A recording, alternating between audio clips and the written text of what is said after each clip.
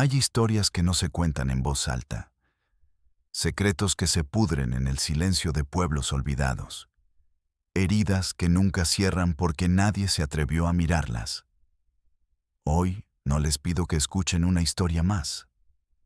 Les pido que sean testigos, porque el silencio también mata, y el olvido es el cómplice perfecto. Si tienes el valor de mirar de frente al abismo, suscríbete. No para ser un espectador, sino para prestar tu voz a quienes fueron silenciados, para que el eco de su dolor se convierta en un grito que nadie pueda ignorar. Esto es el caso de los mellizos incestuosos, la maldición que azotó a Chihuahua. El polvo era el único dios que respondía en aquella parte de la sierra. Un dios seco y ocre que lo cubría todo. Las casas, las almas, los expedientes. Sofía Ramírez sintió el polvo en su garganta. Llevaba 1 hora conduciendo por un camino que se borraba a cada kilómetro. Era su primer caso de campo. Sola. Tenía 24 años y una fe casi insultante en el sistema. Creía en los protocolos, en los formatos, en la capacidad del Estado para remendar las vidas rotas. El expediente era delgado, casi una burla. Caso 34 Becci, familia Luna, mellizos, 9 años. Ángel y Alma. Reporte anónimo por desnutrición y aislamiento social. 3 líneas para describir un universo de abandono. El GPS había muerto hacía media hora. La única indicación era un dibujo torpe en una servilleta, hecho por su supervisor. Pasando el arroyo seco, la casa que parece una tumba de adobe. Una descripción profética. Cuando la vio, entendió. No había un camino hacia la casa. Había una herida en la tierra. Un surco polvoriento que terminaba en una construcción deforme. Las paredes de adobe estaban agrietadas, como la piel de un anciano enfermo. Las ventanas eran 2 huecos oscuros, 2 ojos ciegos. No había un perro que ladrara. No había gallinas. No había el sonido de niños jugando. Solo el silbido del viento. Un silencio denso. Anormal. Sofía aparcó su viejo Tsuru. El motor sonó como un quejido antes de morir. El silencio que siguió fue aún más pesado. Sintió una oleada de frío, a pesar de los 40 grados que marcaba el tablero del coche. Bajó. Cada paso levantaba una pequeña nube de polvo que se negaba a sentarse. Como si el suelo no quisiera que sus huellas quedaran marcadas. Llamó a la puerta. Una plancha de madera carcomida. El sonido fue hueco. Muerto. Esperó. Nada. Volvió a llamar, más fuerte. Servicios sociales. Soy Sofía Ramírez. La puerta se abrió. No del todo. Solo una rendija. Una mujer la observaba desde la penumbra. O más bien, un par de ojos. El resto de su rostro era una mancha oscura. ¿Qué quiere? La voz era áspera, sin usar. Soy trabajadora social. Vengo por el reporte sobre sus hijos. La mujer no se movió. Su mirada era un muro. Están bien. Aún así, debo verlos. Es el protocolo. La palabra protocolo sonó estúpida en ese lugar. Una broma de mal gusto. La mujer suspiró. Un sonido largo, cansado. Como si ese simple acto le costara la última energía que le quedaba. Abrió la puerta. El interior olía a humedad, a ropa sucia, a algo más, algo dulzón y metálico. Era una sola habitación. En el centro, una mesa de madera. En un rincón, un catre. En el otro, un fogón apagado. Y al fondo, sentados en el suelo de tierra apisonada, estaban ellos. Los mellizos. Eran idénticos. Pelo negro, lacio y sucio que les caía sobre los ojos. Piel pálida, casi translúcida. Ropa que parecía varias tallas más grande, o quizá eran ellos los que eran demasiado pequeños. No levantaron la vista. Estaban sentados uno frente al otro, con las rodillas casi tocándose. Y se movían, lentamente, al unísono. Balanceaban sus torsos hacia adelante y hacia atrás, con una simetría perfecta, hipnótica, como un reflejo en un espejo roto. No hacían ningún ruido, solo el leve roce de sus ropas gastadas. Sofía sintió que el aire se volvía espeso en sus pulmones. «Son Ángel y Alma», dijo la madre a su espalda. Sofía se arrodilló a una distancia prudente. «Hola, Ángel.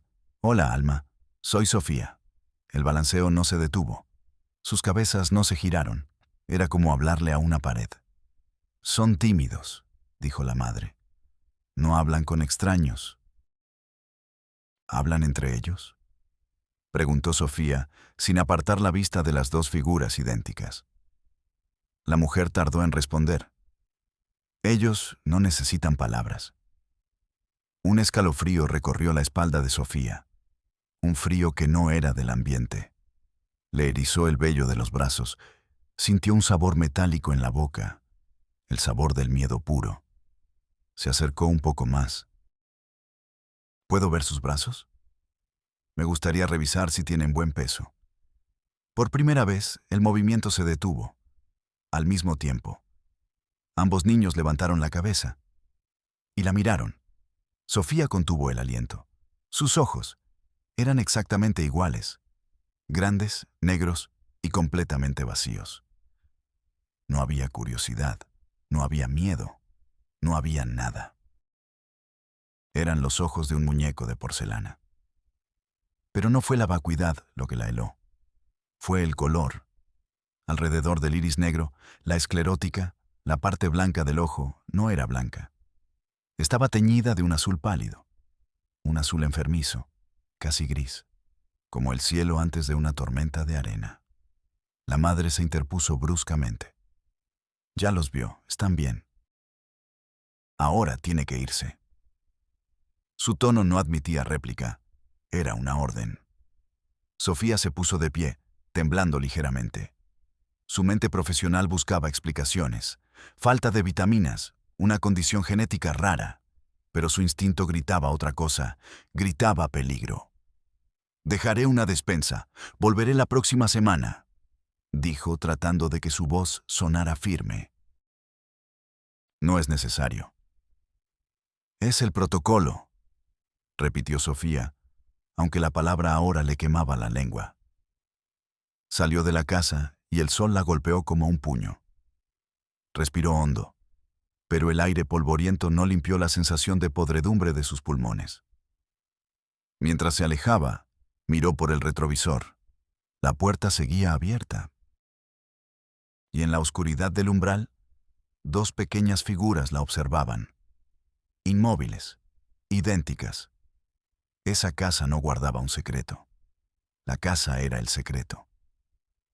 Llegó a la oficina de servicios sociales en Delicias 2 horas después. El aire acondicionado fue un shock. El ruido de los teléfonos, el murmullo de sus colegas.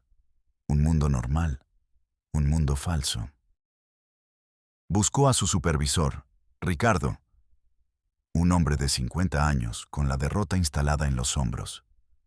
Lo encontró frente a su computadora con una montaña de expedientes a un lado. «Ricardo, acabo de volver del caso 34B». Él no levantó la vista del monitor. «Ah, los Luna. ¿Dejaste la despensa?» «Sí, pero eso no es... Algo está muy mal ahí». «Los niños no son normales. Su aspecto, su comportamiento y los ojos. Tienen los ojos azules, pero de una forma extraña». Ricardo soltó un bostezo que no se molestó en cubrir. ¿Azules? ¡Qué exótico! Probablemente algún gen perdido de un gringo que se perdió por la sierra. Tecleó algo. Clic, clic, clic. «Ricardo, no me estás escuchando». Hay un silencio antinatural. La madre es hostil. Los niños se balancean sin parar y no hablan. No reaccionan. Sentí miedo. Ahora sí. Ricardo la miró, pero no con preocupación, con fastidio.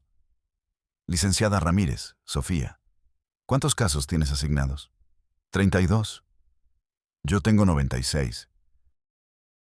Y la mitad son peores que unos niños tímidos con ojos bonitos. El reporte anónimo dice desnutrición. Tu trabajo es verificar, entregar ayuda alimentaria y llenar el formato de seguimiento F07. ¿Lo hiciste? Sí, pero... Bien. Entonces tu trabajo ahí terminó por esta semana. Siguiente caso. Tienes a los hermanos Vega en la colonia Laderas. Reporte de violencia doméstica. Ese sí es un problema real, no una sensación. Volvió su atención a la pantalla. El sonido del teclado llenó el silencio. Sofía se quedó de pie, sintiendo cómo la sangre le subía al rostro. La rabia, la impotencia. El sistema no estaba diseñado para escuchar, estaba diseñado para procesar. Para convertir el horror en un código. 34B Chechi. Para transformar el miedo en un formato. F07.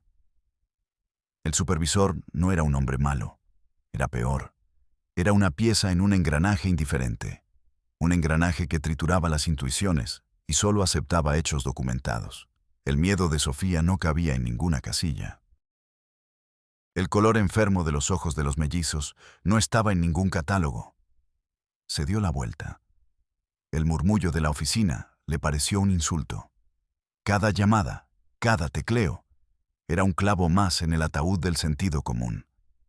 Caminó hacia su cubículo, un espacio gris y anónimo. Se sentó. Miró el expediente de los hermanos Vega. Fotos de moretones. Declaraciones contradictorias. Pero su mente estaba en aquella casa de adobe. En el silencio. En el balanceo rítmico. En esos dos pares de ojos azules y muertos. Sabía, con una certeza que le helaba los huesos, que si seguía el protocolo, algo terrible iba a pasar. El sistema no la iba a ayudar. Estaba sola. Y en la sierra, dos niños idénticos seguían balanceándose en la oscuridad, esperando. No sabían qué esperaban, pero Sofía sintió que la estaban esperando a ella. El protocolo era una jaula, y Sofía sentía los barrotes apretándose contra su piel. Esa noche no durmió. Cerraba los ojos y los veía. Dos figuras idénticas balanceándose en la penumbra. Dos pares de ojos de un azul imposible. El azul de un cielo enfermo. El azul de un veneno. El balanceo se acompasaba con el latido de su propio corazón. Adelante. Atrás. Duda. Certeza. Adelante. Atrás. Miedo. Deber. A las 3 de la madrugada se levantó. El apartamento estaba frío y silencioso. Miró su reflejo en la ventana oscura. Una joven con el rostro tenso, la mirada febril. Una extraña. Al diablo el protocolo, susurró. No era una decisión, era una rendición. Una rendición ante una verdad que aún no entendía, pero que ya le quemaba por dentro. El camino de regreso a la sierra fue diferente. De noche el desierto no estaba vacío, estaba lleno de sombras. Los cactus parecían hombres deformes. Las rocas, animales agazapados. El mundo se había vuelto un lugar lleno de amenazas.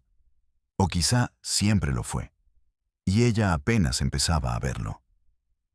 Llegó a la casa de adobe cuando el cielo comenzaba a teñirse de un gris pálido. El alba de los lobos. El silencio era aún más profundo que el día anterior. Era un silencio con peso, con textura, un silencio que se pegaba a los oídos y los ahogaba. Aparcó el coche más lejos esta vez. Se acercó a pie, sintiendo la gravilla crujir bajo sus botas. Cada sonido era una profanación. La puerta estaba entreabierta. Una invitación o una trampa. Empujó la madera. El chirrido fue un grito en la quietud del amanecer. ¿Hola? Su voz fue un susurro débil. Nadie respondió. Entró. El olor era peor. Mucho peor. El fondo metálico seguía ahí, pero ahora estaba envuelto en una dulzura rancia. El olor de la fruta podrida, el olor de la carne que empieza a descomponerse. Sofía se llevó una mano a la boca, luchando contra la náusea. La habitación estaba vacía. La mesa, el fogón. Pero el catre no estaba vacío. Había un bulto bajo la única manta gris, sucia y raída. Un bulto pequeño, inmóvil. Sofía sintió que sus pies se clavaban en el suelo de tierra. No te acerques. Su mente gritaba. Acércate. Su deber susurraba. Dio un paso, luego otro. El aire era cada vez más denso, más difícil de respirar. Estiró una mano temblorosa. Los dedos le hormigueaban. Tocó la manta. Estaba áspera, fría. Tiró de ella. El mundo de Sofía se rompió en un millón de pedazos. Estaban allí, Ángel y Alma, dormidos o inconscientes, abrazados. Pero no era el abrazo inocente de dos hermanos que buscan calor. Sus pequeños cuerpos estaban entrelazados de una forma antinatural, desesperada. Sus miembros delgados y pálidos parecían las raíces de un mismo árbol enfermo. Y su piel, la piel que la ropa no cubría, estaba llena de marcas. Manchas violáceas en los brazos, arañazos en el cuello. Un cardenal oscuro en la mejilla de Alma, con la forma inequívoca de los dedos de una mano. La desnutrición era una mentira piadosa. Esto era un campo de batalla. Y estos niños eran el territorio devastado.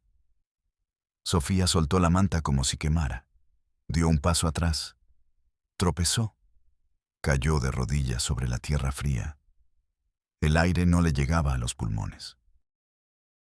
El sabor metálico del miedo inundó su boca, mezclado con la acidez de la bilis. Apoyó una mano en el suelo para no derrumbarse. La tierra estaba fría, húmeda. El frío le subió por el brazo, por la columna, hasta instalarse en la base de su cráneo. El silencio de la habitación ya no era silencio. Era un grito ahogado. El eco de 1000 llantos que nadie había escuchado.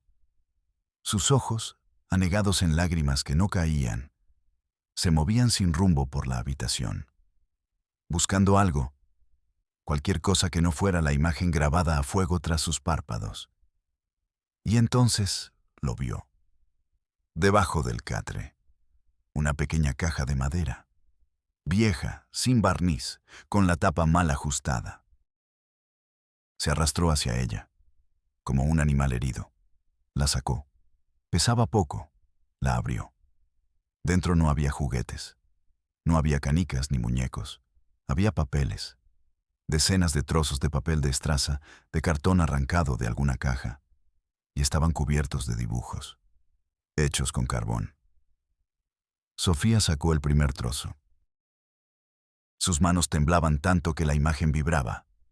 Eran 2 figuras, pequeñas, con el pelo lacio, y 2 círculos por ojos, pintados con una furia que había casi rasgado el papel. Las 2 figuras estaban tomadas de la mano. Sacó otro. Las mismas 2 figuras, pero esta vez estaban dentro de una jaula.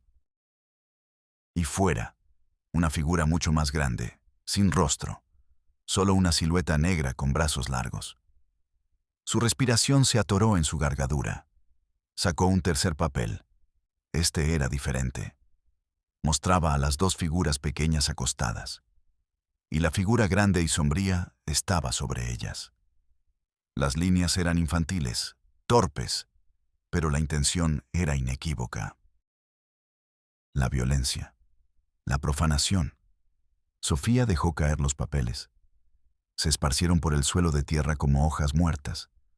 Un horror sobre otro horror. No era solo abandono, no era solo violencia, era un infierno diseñado a medida. Y de repente, entendió el balanceo. No era un tic, era un intento de escapar, de mecerse hasta salir de sus propios cuerpos, de huir hacia un lugar donde las manos de la oscuridad no pudieran alcanzarlos. Entendió el silencio. ¿Qué palabras existen para describir esto? Entendió los ojos azules. Eran la marca, el estigma, el color del veneno que corría por su sangre y por sus vidas. Un crujido, la madera del umbral. Sofía levantó la vista. La madre estaba allí, inmóvil en el marco de la puerta. La luz gris del amanecer la recortaba, convirtiéndola en una silueta. La misma silueta de los dibujos. No había sorpresa en su rostro. No había miedo. No había ira. Solo un vacío infinito. El mismo vacío de los ojos de sus hijos. Vio lo que no debía, dijo la mujer. Su voz no era una acusación. Era una constatación, tan fría y final como la losa de una tumba. Sofía se puso de pie, con los músculos agarrotados. Intentó decir algo. Su boca se abrió, pero solo salió un sonido ahogado, un quejido. La madre entró en la habitación. Pasó junto a Sofía como si no existiera. Se arrodilló junto al catre. Con una delicadeza que era la contradicción más monstruosa que Sofía había visto jamás. Volvió a tapar a los niños. Acomodó la manta sobre sus cuerpos heridos. Le acarició el pelo a Ángel. Luego se giró hacia Sofía, y en sus ojos, por primera vez, Sofía vio algo más que vacío. Vio una chispa, la chispa de una fe retorcida y terrible. «Usted no entiende», dijo la mujer, casi con lástima. «Nadie entiende». «Esto es un crimen», balbuceó Sofía. Las palabras sonaban inútiles, pequeñas. La mujer negó lentamente con la cabeza. «Esto es destino», corrigió. «Ellos nacieron de una misma carne, de una sangre prohibida. Su padre, él plantó la semilla maldita». La mención del padre fue como una descarga eléctrica. «¿Su padre les hizo esto?», preguntó Sofía, aferrándose a una explicación que, aunque horrible, tuviera una lógica criminal. La mujer rió. Una risa seca, sin alegría. El sonido de huesos rotos. «Mi hermano», dijo. «Mi hermano era su padre. Él nos trajo aquí para esconder la vergüenza. Nos encerró en este polvo, y luego se fue. Nos dejó con su pecado hecho carne». Sofía sintió que el suelo desaparecía bajo sus pies. Hermano, padre, incesto, una generación, y luego otra. Una serpiente mordiéndose la cola, un círculo de horror que se repetía. «Son uno solo», continuó la madre con la mirada perdida en los niños. «Un alma partida en dos cuerpos. Si los separan, mueren. Lo sé. Lo he visto en mis sueños. Mi deber es mantenerlos juntos. Que la herida con la que nacieron no se abra más». Sofía la miraba, pero ya no veía a una mujer. Veía a la guardiana de un mausoleo, la sacerdotisa de un culto de dolor. Su lógica era una fortaleza inexpugnable. Una locura con sus propias reglas, sus propias escrituras sagradas escritas con sangre y silencio. «Tengo que sacarlos de aquí», dijo Sofía. La frase sonó como la súplica de un niño. «Nadie puede sacarlos», replicó la madre. Su voz era suave, pero con el filo del acero. «Este es su mundo, el único que tienen.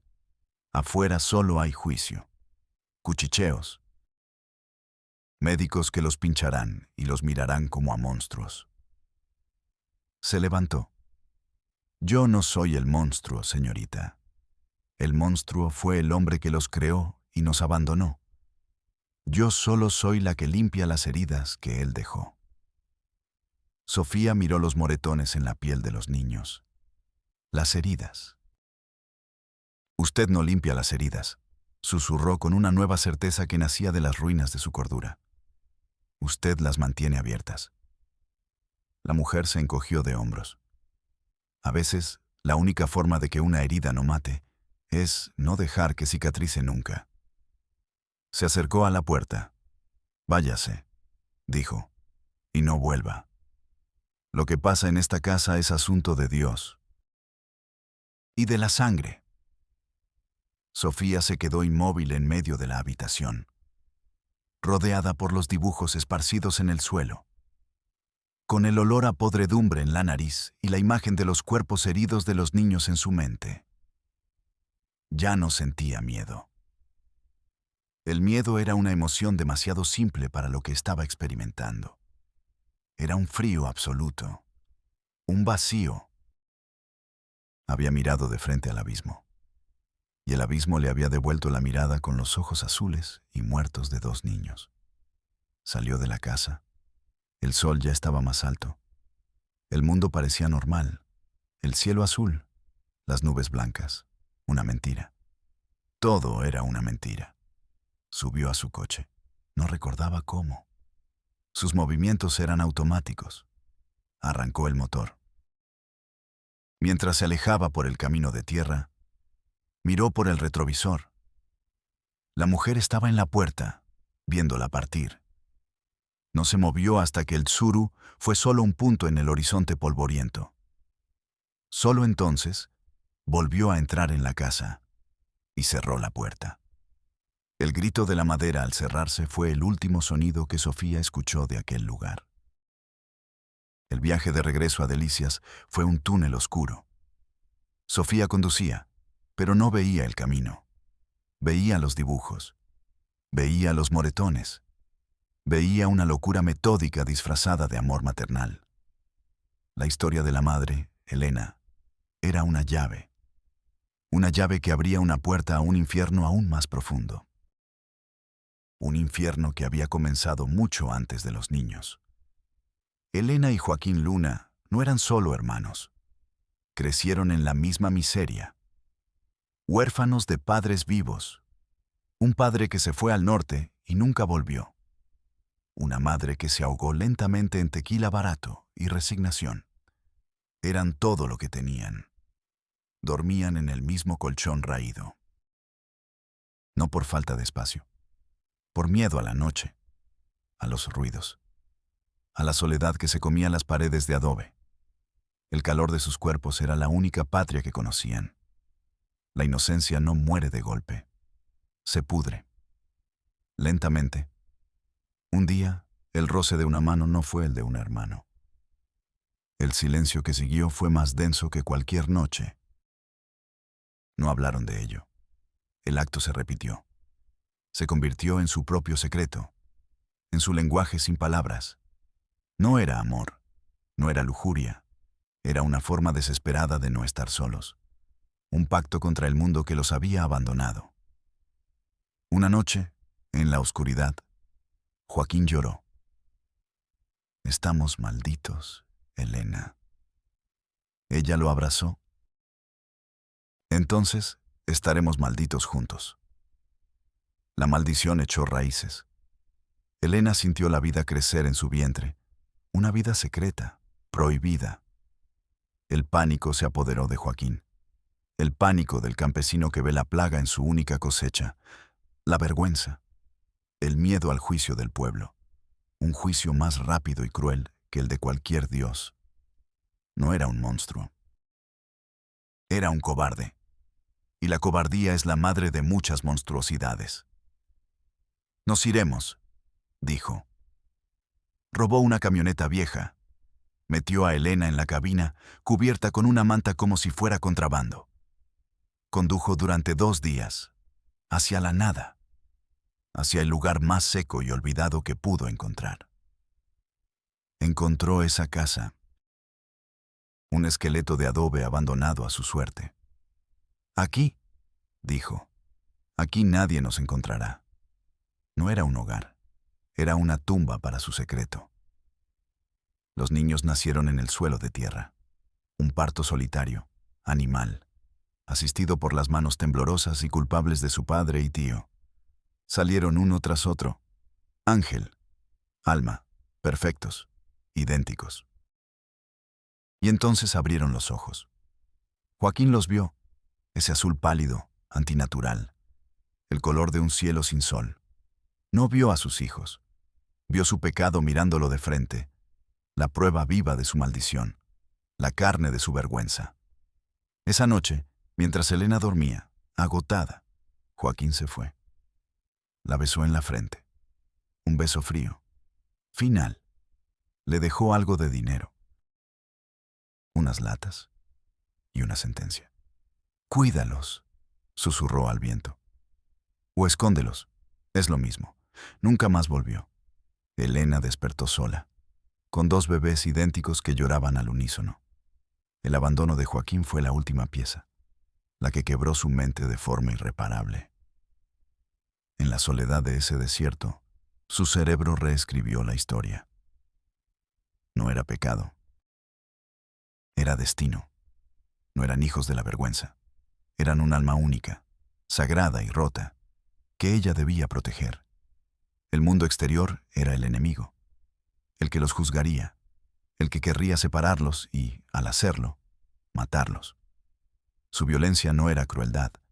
En su mente retorcida era un ritual, una forma de limpiar la maldición, de mantener la herida abierta para que el veneno pudiera salir, de castigar el pecado original en la carne de sus portadores. Se convirtió en su carcelera para ser su salvadora. Y en ese infierno de polvo y silencio, los niños crecieron, sin palabras, sin juegos, sin infancia, solo con su balanceo rítmico y el abrazo desesperado que era su único refugio y su peor condena. Sofía irrumpió en la oficina de servicios sociales como un huracán. Ignoró su cubículo, ignoró la mirada interrogante de sus colegas, ignoró a Ricardo, que le hizo un gesto de fastidio.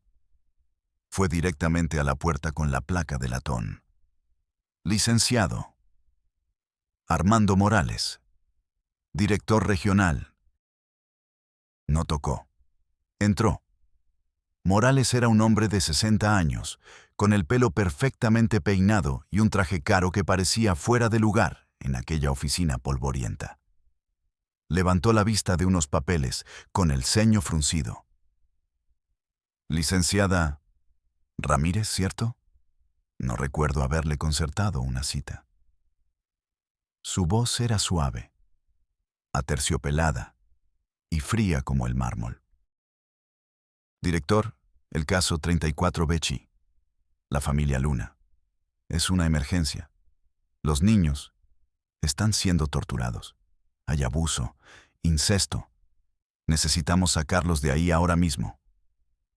Las palabras se atropellaban, cargadas de la urgencia del horror que acababa de presenciar. Morales no se inmutó. Dejó su pluma sobre el escritorio, en un gesto lento y deliberado. Juntó los dedos de sus manos. Licenciada, aprecio su pasión. Pero en esta institución no actuamos por pasiones, sino por hechos. ¿Tiene usted pruebas de estas gravísimas acusaciones? Los vi. Los cuerpos de los niños están cubiertos de moretones. La madre confesó que el padre de los niños es su propio hermano. Y los tiene en un estado de abandono total. ¿Hizo usted un examen médico?, preguntó Morales con la misma calma exasperante. No soy doctora, pero ¿tomó fotografías de las lesiones? No, yo no pensé en... ¿Tiene la confesión de la madre grabada o por escrito y firmada? Claro que no. Acabo de huir de ahí. Morales suspiró.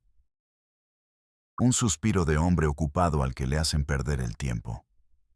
Entonces, licenciada, lo que usted tiene son impresiones, percepciones, una historia muy perturbadora, sin duda, pero no tiene pruebas. Tengo esto, dijo Sofía. Sacó los dibujos de su bolso y los desparramó sobre el pulcro escritorio de caoba. Mire, ellos lo dibujaron. La jaula, la figura oscura sobre ellos. Morales tomó uno de los papeles con la punta de 2 dedos, como si estuviera sucio. Lo miró. Luego otro. Su expresión no cambió.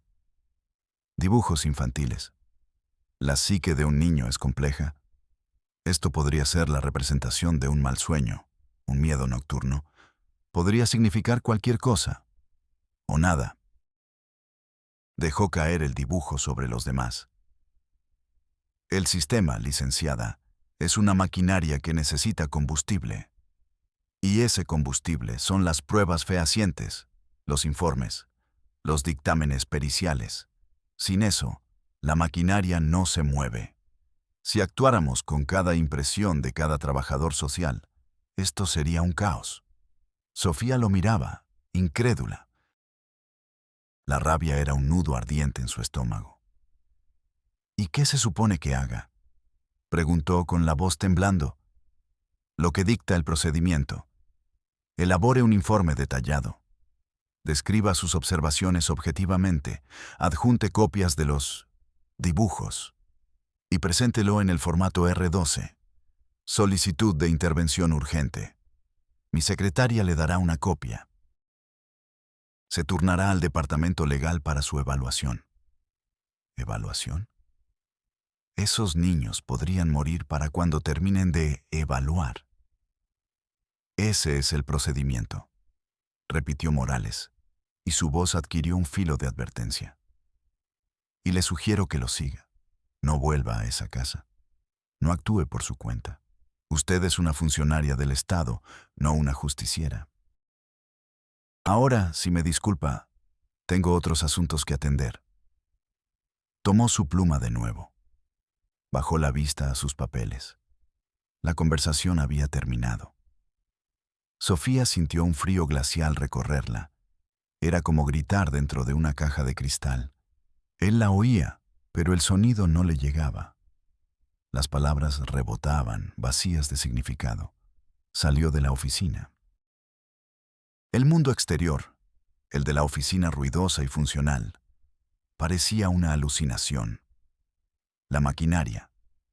El sistema no era un escudo para los débiles. Era una fortaleza para proteger a los burócratas. Se negó a rendirse. Si Servicios Sociales no actuaba, la policía lo haría.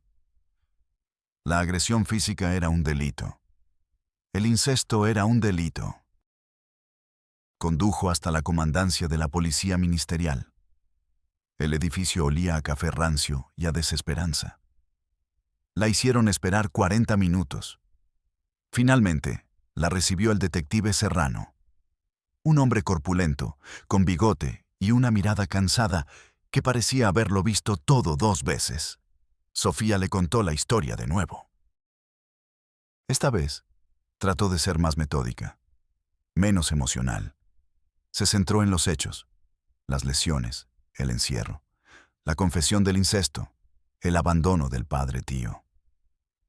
Serrano la escuchó sin interrumpir, haciendo girar un bolígrafo entre sus dedos. Cuando terminó, el detective se recostó en su silla, que protestó con un chirrido.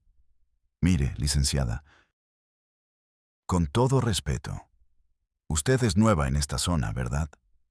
Llevo 6 meses aquí. Es nueva, afirmó Serrano. Hay lugares en la sierra que no están en los mapas, y la gente que vive ahí tampoco. Tienen sus propias leyes, sus propias tradiciones. Unas muy jodidas, se lo concedo. Lo del incesto, lo he oído antes. Familias que se esconden por generaciones. Pero es un crimen, y los niños están en peligro inminente. Peligro sí, pero inminente es una palabra de abogados.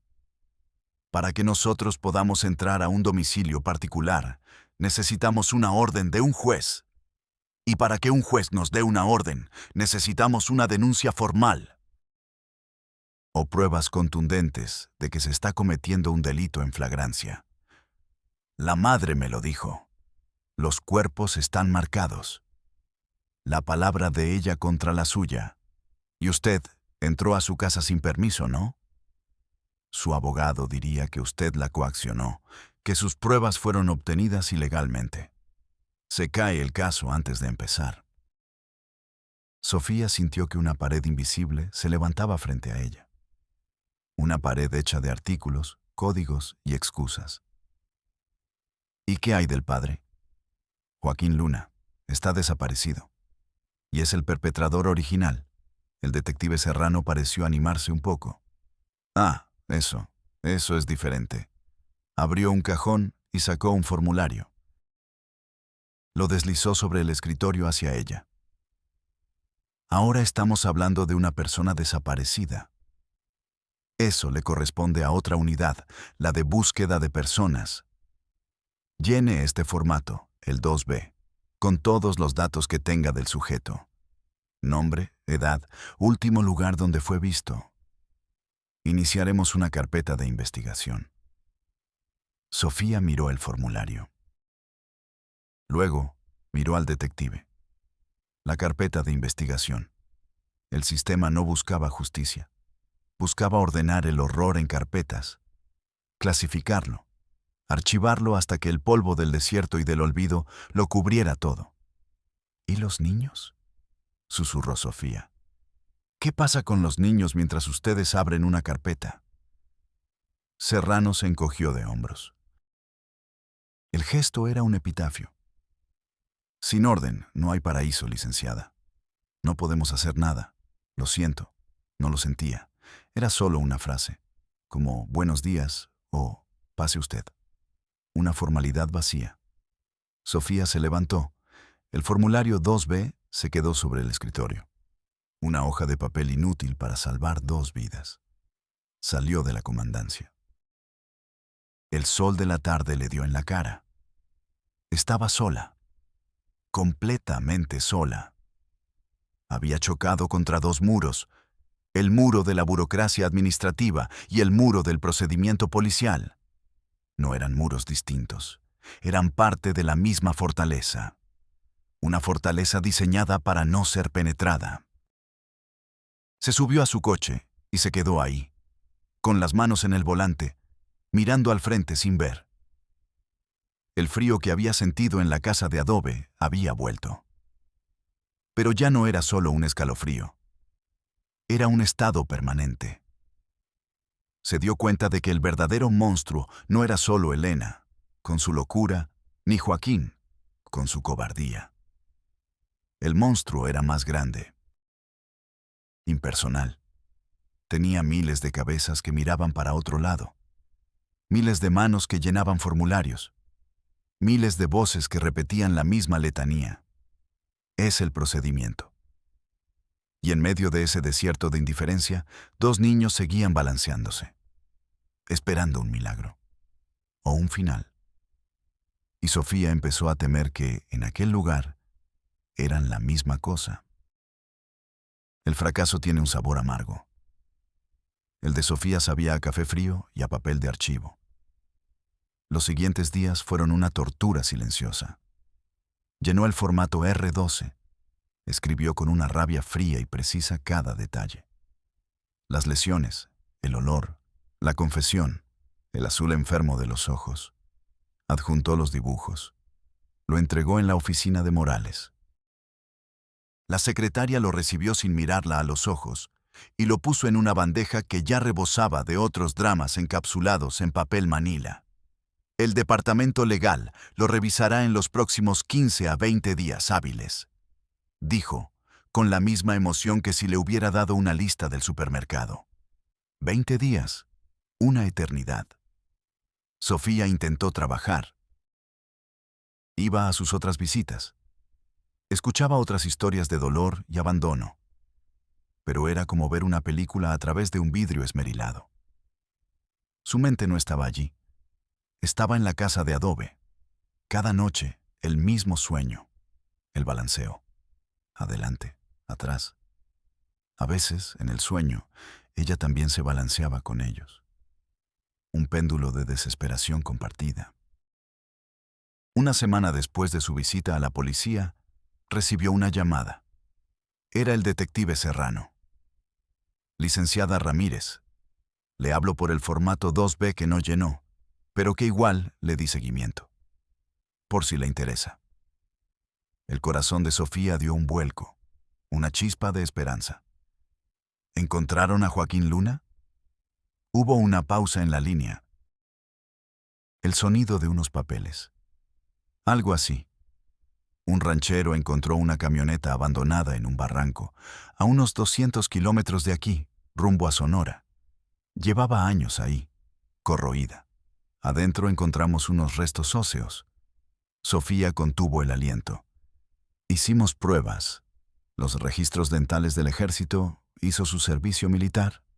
Coinciden. Es Joaquín Luna. Parece que se desbarrancó poco después de lo que sea que hizo. Serrano aclaró la garganta. El caso de persona desaparecida está cerrado. Se reclasifica como muerte accidental. Cerramos la carpeta. Clic. La esperanza se extinguió tan rápido como había nacido. Joaquín Luna estaba muerto. Había estado muerto durante años. El perpetrador original, el cobarde, había encontrado su propio final en un barranco solitario. Una forma de justicia poética, pero inútil. No cambiaba nada para los niños que dejó atrás.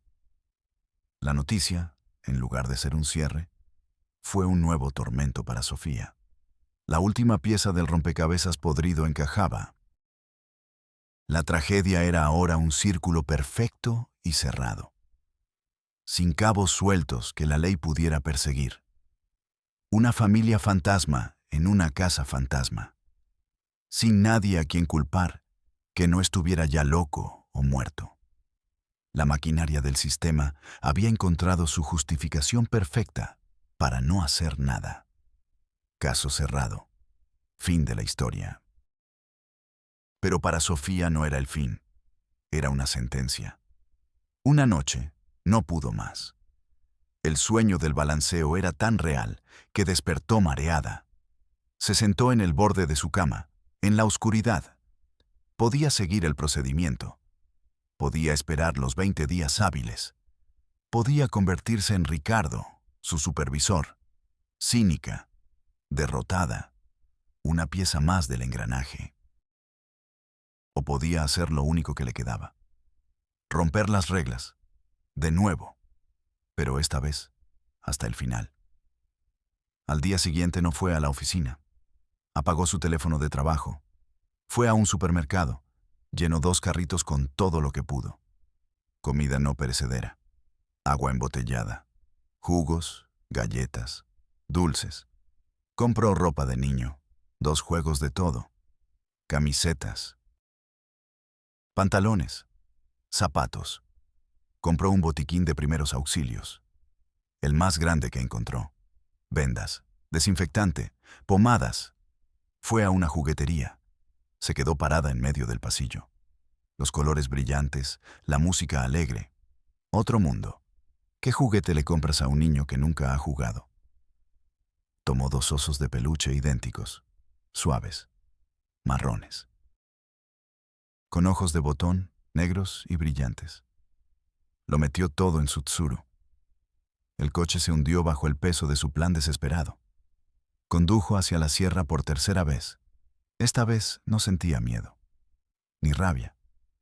Sentía una calma extraña, la calma de quien ha aceptado su destino. La calma del soldado que va a una misión sin retorno. Llegó a la casa de adobe al atardecer. El cielo estaba teñido de naranja y violeta. Una belleza cruel que contrastaba con la fealdad de lo que allí se escondía. La puerta estaba cerrada. Sofía bajó del coche. No llamó. No tenía sentido. Fue a la parte trasera. Buscó una de las ventanas. Los huecos oscuros. Se asomó. La penumbra del interior era casi total, pero pudo verlos. Estaban sentados en el suelo, como siempre, balanceándose. Adelante, atrás. La madre no estaba a la vista. Sofía rodeó la casa. La puerta no tenía cerradura. Estaba trabada desde dentro con una barra de madera. Volvió a la ventana. Ángel, Alma, susurró. El balanceo no se detuvo. Soy Sofía. Les traje algo. Lentamente, pasó uno de los osos de peluche a través del hueco de la ventana. Lo dejó en el suelo, justo dentro. Luego el otro. Se quedaron allí, 2 manchas suaves y oscuras en la tierra apisonada. Los niños se detuvieron, al mismo tiempo. Lentamente giraron la cabeza. Vieron los osos. Alma, la niña, se arrastró hacia el suyo. Con la lentitud de un caracol, extendió una mano delgada. Dudó. Tocó el peluche. Apenas un roce. Luego lo agarró. Lo apretó contra su pecho. Hundió la cara en su suavidad. Por primera vez, Sofía vio una expresión en el rostro de uno de los niños. Un destello de asombro, de descubrimiento. Ángel observaba a su hermana. Luego miró a su propio oso. Hizo lo mismo. Se abrazó al juguete con una fuerza desesperada. Sofía sintió un nudo en la garganta, una victoria minúscula, un faro de luz en un océano de oscuridad. ¿Les gusta?, susurró. No hubo respuesta, pero los niños no volvieron a balancearse. Se quedaron inmóviles, aferrados a sus nuevos compañeros. El sonido de la puerta siendo destrabada la sobresaltó. Sofía corrió hacia el frente de la casa. Elena estaba en el umbral. En su mano sostenía un machete oxidado. Lo levantó lentamente, no de forma amenazante. Era un gesto cansado. Sabía que volvería, dijo. Los objetos extraños traen ideas extrañas. Quieren separarlos. No quiero separarlos, dijo Sofía, levantando las manos en un gesto de paz. Quiero ayudarlos. A los tres. Elena rió. La misma risa rota. Nadie puede ayudarnos. La ayuda del mundo de afuera es veneno. Usted es veneno. El veneno es esta casa. Es este silencio, replicó Sofía, su voz ganando fuerza. Mírelos. Necesitan un médico, necesitan comida, necesitan una vida. Esta es su vida, sentenció Elena, y usted no pertenece a ella. Dio un paso hacia Sofía. Sofía no retrocedió. No me iré sin ellos. Elena la miró, y en sus ojos vacíos algo cambió. El vacío fue reemplazado por una resolución de hielo. Entonces no se irá. Se giró y volvió a entrar en la casa. Cerró la puerta. El sonido de la barra de madera al caer en su lugar fue definitivo. Sofía esperó. El sol se ocultó por completo. La oscuridad cayó como un sudario. Pasaron los minutos. 10, 20. Un olor. Humo. Un hilillo de humo negro salía de una de las grietas del techo de adobe. Luego otro. Y otro. Salía por las ventanas. Sofía corrió hacia la puerta. La golpeó con los puños. «¡Elena! ¡Abra la puerta! ¡Elena!». No hubo respuesta. El olor a humo se hizo más denso. Ahora venía mezclado con algo más. Algo químico. Acre. Gasolina. El pánico, frío y absoluto, se apoderó de Sofía. Elena no la estaba echando. La estaba convirtiendo en testigo. Corrió hacia su coche.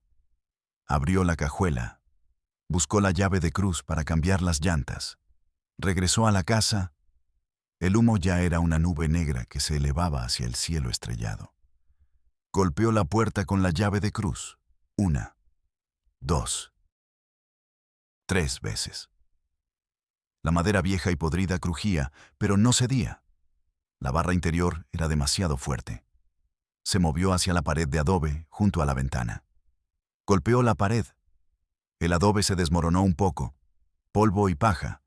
Golpeó otra vez, con toda su fuerza, y otra. Sus manos sangraban. Sus brazos gritaban de dolor. Un pequeño agujero se abrió. A través de él, vio el infierno. El interior de la casa estaba en llamas. El fuego se comía la mesa, el catre, las pocas pertenencias. En el centro de la habitación, Elena estaba de pie. Tranquila, como una estatua. Rodeada por las llamas, los niños no estaban a la vista. Sofía gritó. Un grito desgarrador, animal. Volvió a golpear la pared. La rabia y la desesperación le dieron una fuerza que no sabía que tenía. El agujero se hizo más grande. Pudo ver a los niños. Estaban en un rincón, lejos de las llamas, acurrucados. cada uno abrazando su oso de peluche. No lloraban, no gritaban, solo miraban el fuego con sus ojos azules y vacíos, como si fuera un espectáculo. Elena se giró lentamente hacia ellos. Les dijo algo. Sofía no pudo oírlo por el rugido del fuego. Luego, Elena caminó directamente hacia el corazón de las llamas y desapareció. El techo empezó a crujir. Sofía metió los brazos por el agujero que había hecho. Lo ensanchó con sus manos desnudas, ignorando el dolor. «Niños, vengan». «Por aquí». No se movieron. El fuego se acercaba a ellos. Sofía se metió medio cuerpo por el agujero. El calor era insoportable. El humo la asfixiaba. «Ángel, Alma, vengan conmigo». Extendió una mano. Alma la miró. Sus ojos vacíos se fijaron en los de Sofía. Luego miró a su hermano. Se comunicaron en su lenguaje silencioso. Y entonces, lentamente, empezaron a arrastrarse hacia ella, hacia la luz en la pared rota. El hospital de Delicias olía a antiséptico y a miedo controlado. Los mellizos estaban en una habitación aislada, limpios, con ropa de hospital. Tenían quemaduras leves e intoxicación por humo, pero estaban vivos. Dormían en camas separadas, por primera vez en sus vidas. Y en cada cama, a su lado, había un oso de peluche marrón, ligeramente chamuscado. Sofía estaba sentada en un pasillo. Sus manos estaban vendadas. Tenía el rostro cubierto de hollín y lágrimas secas. Un médico se acercó a ella. «Físicamente se recuperarán, pero son un caso aparte. No responden a estímulos, no hablan. Y su condición, los ojos azules, la estructura ósea. Hemos hecho pruebas genéticas. Los resultados preliminares confirman lo que sospechaba. Años de endogamia. Son increíblemente frágiles». Sofía asintió. No tenía fuerzas para hablar. Morales y Serrano llegaron. Morales la miró con fría desaprobación. Incendió una propiedad privada. Desobedeció órdenes directas. Su carrera licenciada ha terminado. Serrano la miró con algo parecido al respeto. «Salvaste a 2 niños, aunque no sé de qué o para qué». Sofía no respondió. No le importaba su carrera.